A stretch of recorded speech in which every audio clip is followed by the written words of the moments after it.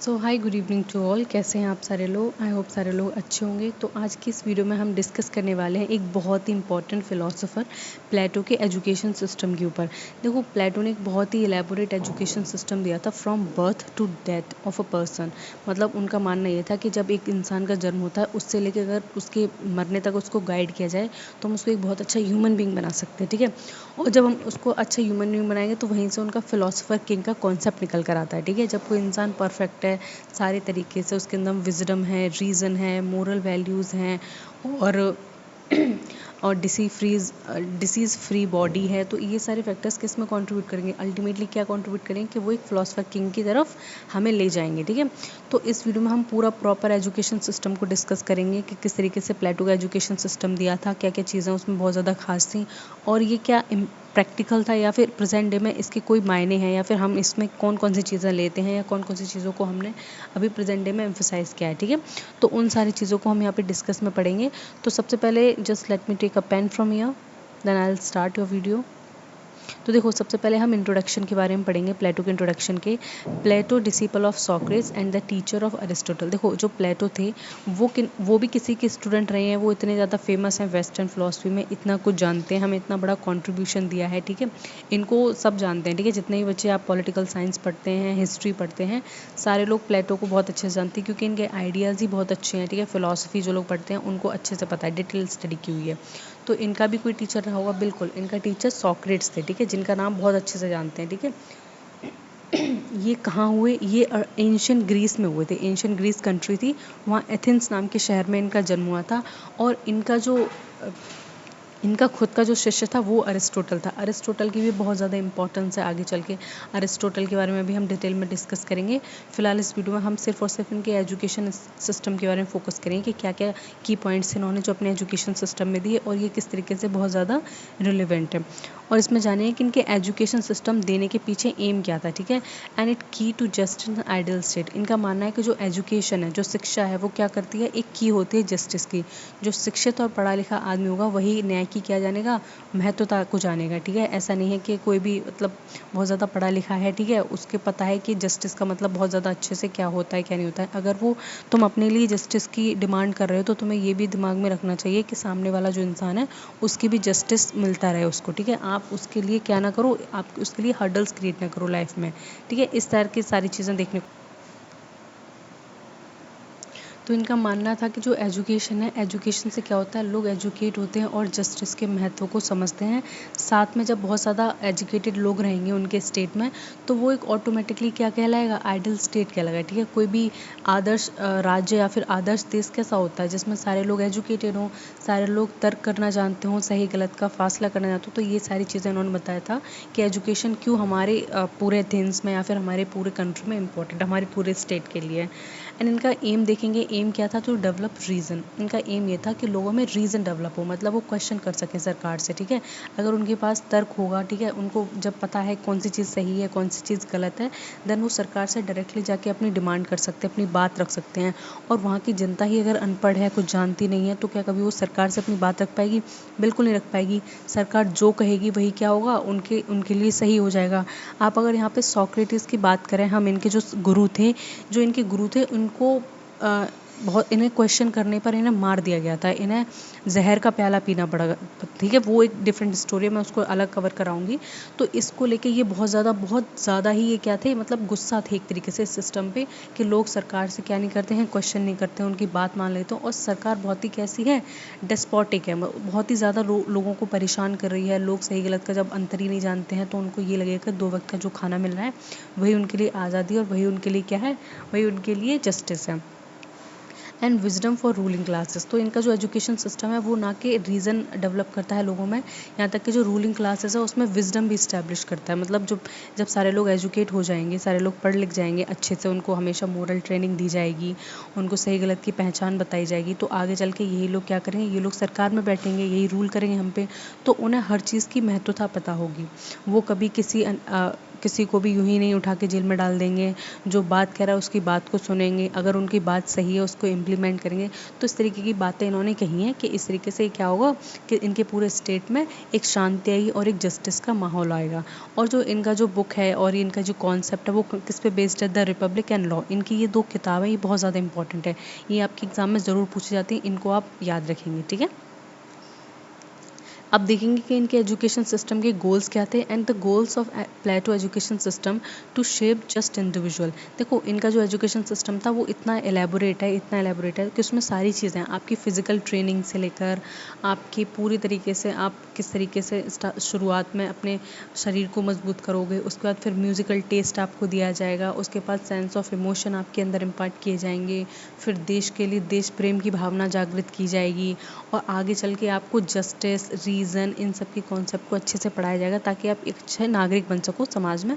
और अगर आप नागरिक समाज में बन गए और उससे आगे भी आपने कुछ टेस्ट क्वालिफाई कर लिए, इनका एक टेस्ट सिस्टम भी था, तो आप क्या कर जाएंगे, उसके बाद आप आइडल किंग या फिर फिलोसफर किंग भी बन सकते हैं, ठीक है। एंड शेप जस्ट इंडिविजुअल, इनका जो प्लेटो सिस्टम था उसमें जस्ट इंडिविजुअल बनोगे, ऐसा इंडिविजुअल जो क्या हो, जो जस्टिस को क्या करता हो, मान्यता देता हो, ठीक है, जो सही राह पे चलता हो, ठीक है, कोई इधर उधर दूसरों की जस्टिस को हार्म ना करना जानता हो, और जो समझता हो कि डेमोक्रेसी क्या होती है, दूसरे लोगों की वॉइस क्या होती है सरकार में, ठीक है। इन सारी चीज़ों की बात करते हैं। आपने अपने अपने आसपास भी देखा होगा, काफ़ी सारे लोग भी देखे होंगे, कुछ लोग बहुत ज़्यादा अच्छे होते हैं, ठीक है, और कुछ लोग बहुत ज़्यादा बुरे होते हैं। जो बहुत ज़्यादा अच्छे लोग होते हैं उनका सबसे मेन फैक्टर होता है उनकी अपब्रिंगिंग, ठीक है, वो किस तरीके से पले बड़े हैं, किस माहौल में रहे हैं, उन्हें एजुकेशन कैसी मिली है। हमेशा मैंने मोस्टली ये ऑब्जर्व किया है, जिनका एजुकेशनल बैकग्राउंड अच्छा होता है, फैमिली सपोर्ट अच्छा होता है, तो वो लोग अच्छे ही होते हैं अक्सर, ठीक है, मतलब खुरापाती टाइप के नहीं होते हैं, और उन्हें पता होता है कि हाँ हम अच्छे से रहेंगे, हम एक सिविल सोसाइटी के मेंबर हैं, तो हमारी भी सोसाइटी के प्रति कुछ रिस्पॉन्सिबिलिटी है। एंड दी आइडल स्टेट, और यही लोग क्या करेंगे, मिलके आइडल स्टेट बनाएं, क्योंकि स्टेट में कौन रहता है, हम ही लोग रहते हैं। जब हम ही सारे लोग जस्ट होंगे, हम ही सारे लोग अच्छे होंगे, तो वो ऑटोमेटिकली क्या बन जाएगा, एक आइडल स्टेट बन जाएगा। And to establish a meritocratic society, और उनका क्या मोटिव था कि एक इस्टेब्लिश करेंगे, क्या इस्टेब्लिश करेंगे, मेरिटोक्रेटिक सोसाइटी, मतलब कि जो मेरिट में सबसे आगे आएगा वो सोसाइटी में रूल करेगा, ठीक है। ऐसा नहीं है कि किसी को भी जनता ने चुन लिया है और किसी को भी बना दिया है कि चलो हम वोटिंग सिस्टम पे जा रहे हैं और इस तरीके से तुम हमारे लिए पॉलिसी वगैरह बनाओगे, ऐसा बिल्कुल नहीं होगा। हम एक इलेबोरेट सिस्टम रखेंगे, एजुकेशन सिस्टम रखेंगे, जिसमें आपके टाइम टाइम पे टेस्ट वगैरह हुआ करेंगे या फिर एग्जामिनेशन जिसको कहते हैं वो हुआ करेंगे।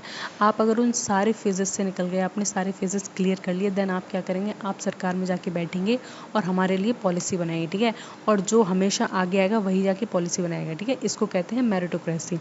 एंड प्रमोट फिलोसफर किंग, और इनकी इसी शिक्षा नीति से अल्टीमेटली हमें क्या मिलेगा, फिलोसफर मिलेगा, फिलोसफर किंग मिलेगा, मतलब दार्शनिक राजा मिलेगा। एक ऐसा राजा जिसको दुनिया भर का ज्ञान है, जिसने सब कुछ सीखा है, इसमें पारिवारिक ज्ञान भी है, जिसमें अपने राज्य को चलाने की शक्ति भी है, जिसमें सही गलत करने की क्षमता है। तो ऐसे राजा को ये क्या करते हैं, प्रमोट करते हैं। और ये राजा बहुत लेट बनता है, ठीक है, क्योंकि वो ज़िंदगी भर पूरा शिक्षा लेता रहता है, टेस्ट देता रहता है, शिक्षा लेता रहता है, टेस्ट देता है, वो पास होता रहता है, और लास्ट में जाके वो क्या बनता है, उस देश का, उस प्रदेश का राजा बनता है। And the balance between body and soul, और इनका जो एजुकेशन सिस्टम है वो बैलेंस इस्टेब्लिश करता है, किसमें, बॉडी और सोल में। तो देखो इनका जो स्टेजेस ऑफ एजुकेशन है वो यहाँ पे समझने की चीज़ है, तो यहाँ पे थोड़ा अटेंटिव हो जाइए, ठीक है, अच्छे से इस चीज़ को समझेंगे। तो यहाँ पे देखो मैंने एज ग्रुप दिया गया है, एजुकेशन पे फोकस किन चीज़ों पे होगा और उनका पर्पस क्या है, ठीक है। तो जब 0 से 6 ईयर्स के हो जाएंगे बच्चे, देखो इनका क्या मानना था, इनने communism of wife and property का भी एक बहुत अच्छा कॉन्सेप्ट दिया था। इनका ये मतलब था कि स्टेट में जितने ही बच्चे पैदा होंगे वो अपने माता पिता के साथ ना रह के किसके पास रहेंगे, स्टेट के पास रहेंगे। स्टेट का मतलब है कि जो सरकार है वो क्या करेगी, वो तय करेगी कि जो बच्चे हैं वो अच्छी जगह पे ट्रेन हों, अच्छी जगह पे रहें, ये सब मतलब बच्चों को अलग कर दिया जाएगा उतने उनके माता पिता से, और उन्हें एक अच्छा नागरिक बनाने के लिए उनकी अपब्रिंगिंग कौन करेगा, उनका अपब्रिंगिंग मिलकर स्टेट करेगा, ठीक है। यहाँ किसी को नहीं पता होगा कौन है कौन नहीं है, ठीक है।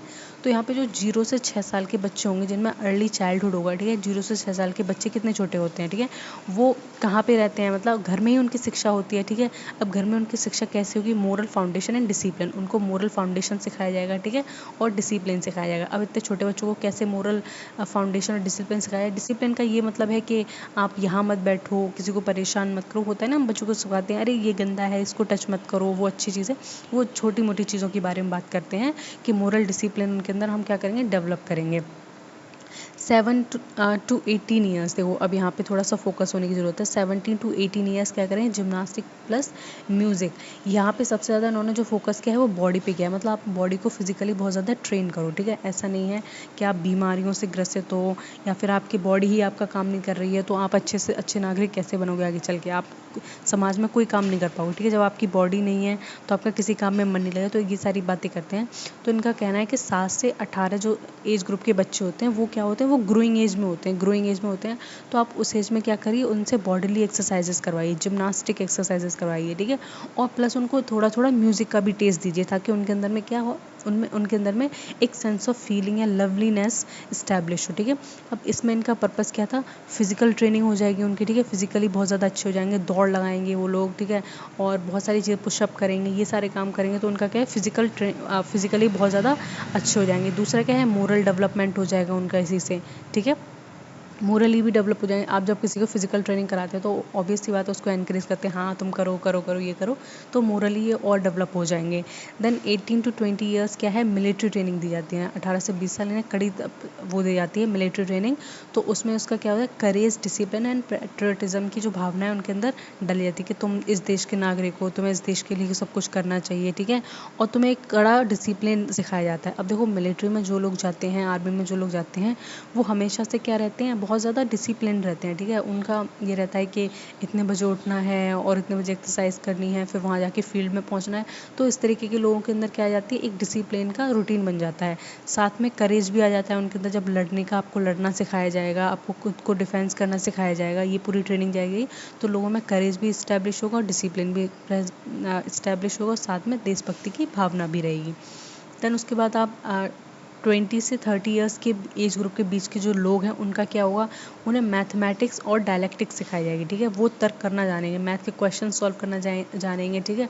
और क्या है, जब वो डायलेक्टिक्स का मतलब होता है कि जब आप चीज़ों को क्या करते हैं, रिटेन कर पाते हैं, और मतलब दो लोग आपस में वार्तालाप कर पा रहे हैं, वो आपसे कुछ पूछ रहा है तो आप उसका सही जवाब दे पा रहे हैं, और उसको क्या कर रहे हैं, दो लोगों में जो संवाद कर रहे हैं वो कहाँ तक आप स्तर तक पहुँचे, ठीक है। इन सब की बातें करता है।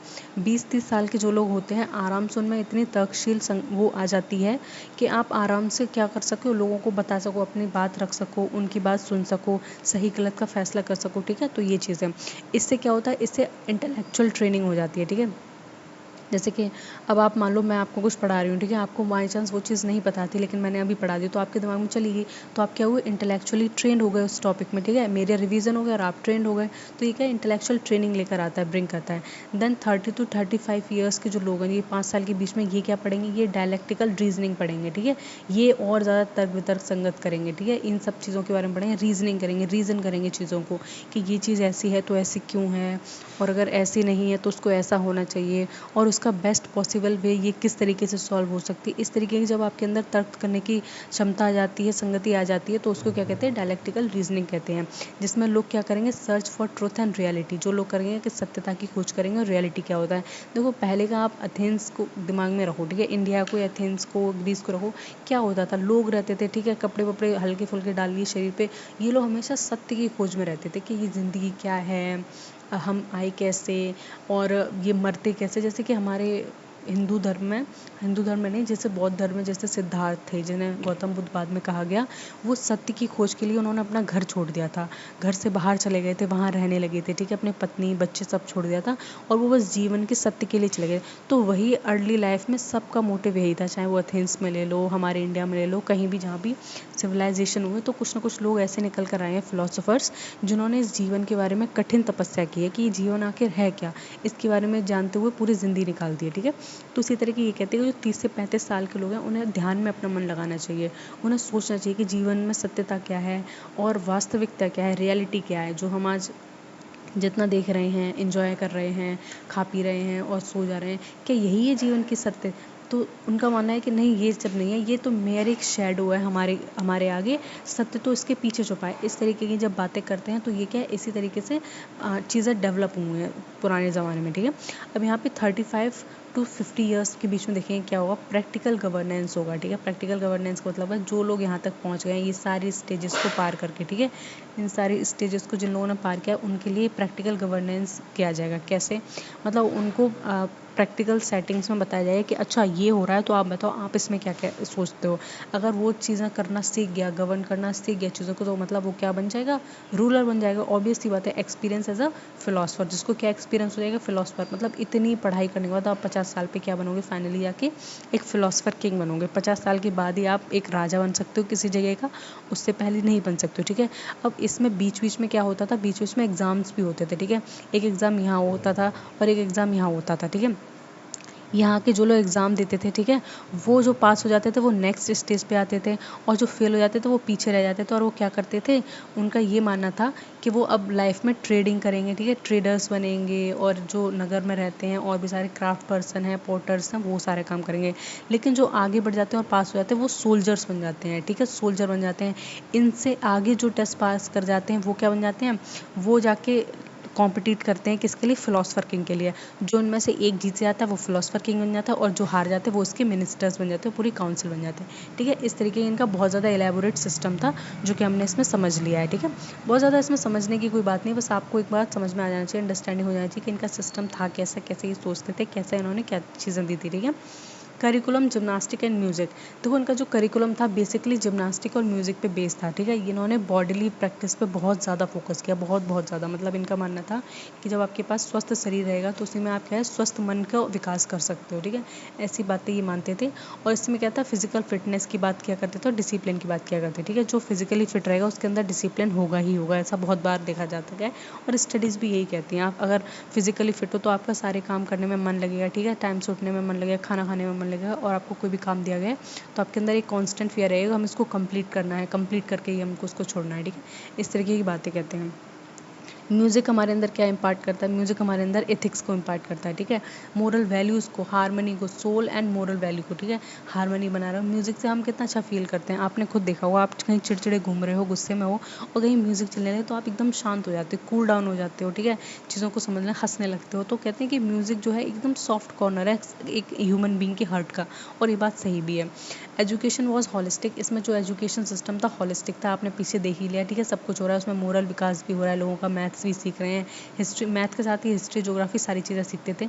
एक हॉलिस्टिक का मतलब होता है पूरा ओवरऑल इनका विकास हो रहा है, बहुत बोथ बॉडी एंड सोल का, मतलब शारीरिक विकास भी कर रहे हैं, साथ में सोल का विकास भी कर रहे हैं, आत्मा का भी ये क्या कर रहे हैं, विकास कर रहे हैं। आत्मा का कैसे, जब आपके अंदर ज्ञान की भंडार होगा, सारे ज्ञान आपके अंदर ही है, तो आपकी आत्मा खुद ही तृप्त हो जाएगी, आपको खुद ही लगेगा कि हाँ मैं सब कुछ जानता हूँ, या फिर मैं सब कुछ जानती हूँ। तो इस तरीके की सेंस ऑफ प्राइड आपके अंदर स्टैब्लिश होगा, तो उस तरीके की बातें ये करते हैं।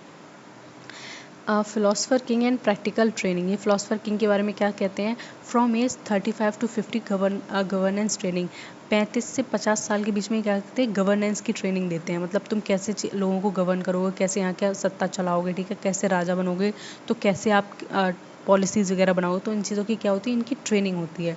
And engage in state craft administration, और ये किस में इंगेज होते हैं, स्टेट क्राफ्ट। स्टेट क्राफ्ट का मतलब यही होता है, आप जब किसी स्टेट को चलाते हो तो उसको स्टेट क्राफ्ट कहते हैं। एडमिनिस्ट्रेशन, वहाँ का संचालन, ठीक है, वहाँ पे कैसा एडमिनिस्ट्रेशन होना चाहिए, कैसे लोग होने चाहिए, कैसे मंत्री संतरी होने चाहिए, ये सारी चीज़ें बातें करता है।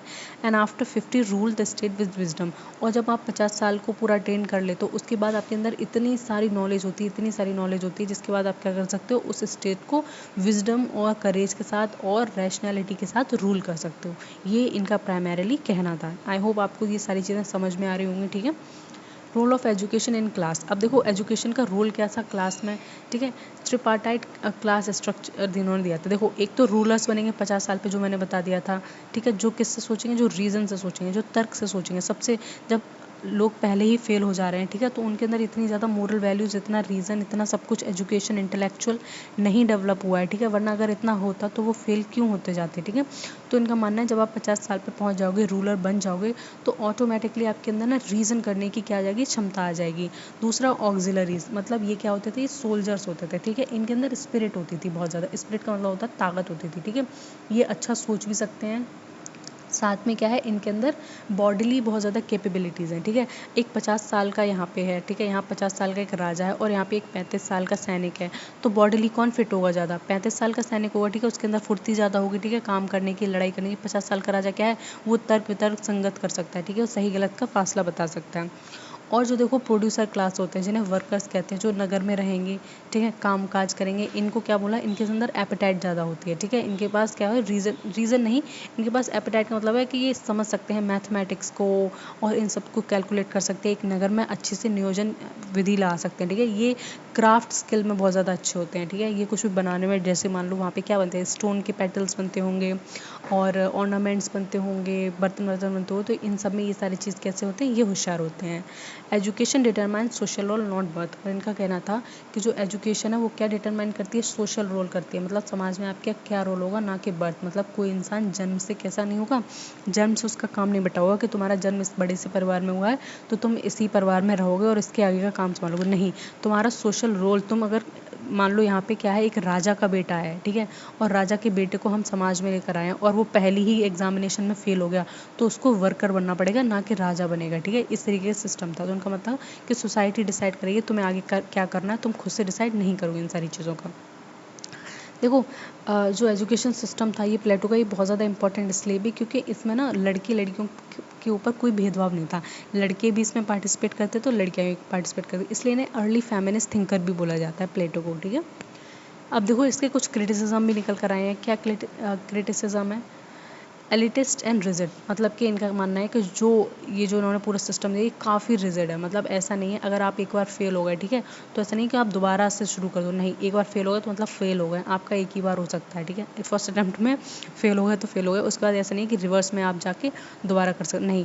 सेकेंड अटैम्प्ट में फेल हो गए तो आप यहाँ पे सोल्जर ही बनोगे, आप उम्मीद खो दो कि आप आगे चल के फिलोसफर किंग के लिए अप्लाई भी कर दो, ठीक है। एलिटिस्ट है, खर्चीला है, ठीक है, मतलब बहुत ज़्यादा ऐसे बात करता है जैसे कि चीज़ों को हर तरफ से पकड़ लेगा या फिर कहीं से भी क्या है, इन चीज़ों को एक एलिटिस्ट बनाता है बहुत ज़्यादा। मतलब हर कोई अफोर्ड नहीं कर सकता है इसको, इस तरीके से बोलते हैं कि उस टाइम की इतनी ज़्यादा इकोनॉमी थी भी नहीं जो कि हम इसको प्रैक्टिकली इम्प्लीकेबल कर पाएँ, ठीक है, उस स्टेट में। तो ऐसी बात क्रिटिसिज्म में इनके निकल के आती हैं। नेगलेक्ट इंडिविजुअल लिबर्टी, ये क्या करता है, नेगलेक्ट करता है किस चीज़ को, इंडिविजुअल लिबर्टी को, ठीक है। किसी के पास स्वतंत्रता नहीं है अपने मन का काम करने की, ठीक है। अगर कोई बच्चा पैदा हुआ तो उसको ये करना ही करना पड़ेगा। कोई 30 साल का जो बुजुर्ग है वो राजा नहीं बन सकता, पॉलिसी पे बात नहीं कर सकता, और कोई 6 साल का बच्चा है तो वो डिसिप्लिन और मोरल एजुकेशन से आगे बढ़ नहीं सकता। तो एक तरीके की क्या होगी, रिजिडिटी हो गई, ठीक है, और नेग्लेक्शन हो गया किस चीज़ का, इंडिविजुअल लिबर्टी का। कोई अगर सोचे कि नहीं नहीं मैं 35 साल का हूँ, मैं फेल हो गया था पहली बार एग्जाम में ही, तो मैं ना सोल्जर नहीं बनूंगा, मुझे वर्कर बनना है, तो तुम ऐसा भी नहीं कर सकते, सोल्जर ही तुम्हें बनना पड़ेगा, ठीक है। इस तरीके का बहुत ज़्यादा रिजिड था ये system. And too idealistic and abstract, और इतना आइडियलिस्टिक था, बहुत ही ज़्यादा। कोई चीज़ बहुत ज़्यादा आदर्शवादी होती है तो हम उसको मानने से मना कर देते हैं, सही भी है, ठीक है। हमें अपना कंफर्ट देखना होता है, हम उसको कर पाएंगे नहीं कर पाएंगे। अब जो इनका ये सिस्टम था, आपको लगता है कि प्रैक्टिकल हो सकता था, बिल्कुल भी नहीं हो सकता था, और बहुत ज़्यादा एब्स्ट्रैक्ट था। मतलब आप इससे हिल डुल नहीं सकते, जो बता दिया वही बता दिया। Over emphasise the state control, और उसमें बहुत ज़्यादा एम्फोसाइज किया गया किस चीज़ को, स्टेट कंट्रोल को, कि हर चीज़ कंट्रोल कर रही है, आपकी लाइफ कंट्रोल कर रही है, आपका बच्चे की पूरा भविष्य कंट्रोल कर रही है, आपके खाना पीना कंट्रोल कर रही है, आपका काम कंट्रोल कर रही है। तो इसलिए इसके बहुत सारा क्रिटिसिज्म निकल कर आते हैं, ठीक है। तो आई होप आपको इस वीडियो में पूरा उनका एजुकेशन सिस्टम समझ में आ गया होगा, सारी इंपॉर्टेंट बातें समझ में आ गई होंगी, ठीक है। तो उनका थोड़ा सा ये रिजिड सिस्टम था, इसलिए मैंने इसके ऊपर एक अलग से वीडियो बनाई थी ताकि आपको चीज़ें ढंग से समझ में आए, ठीक है। तो चलो ठीक है, इसी के साथ मैं अपनी क्लास एंड करती हूँ। मेक श्योर मेरे चैनल को सब्सक्राइब कर लेना और आगे पढ़ते रहना।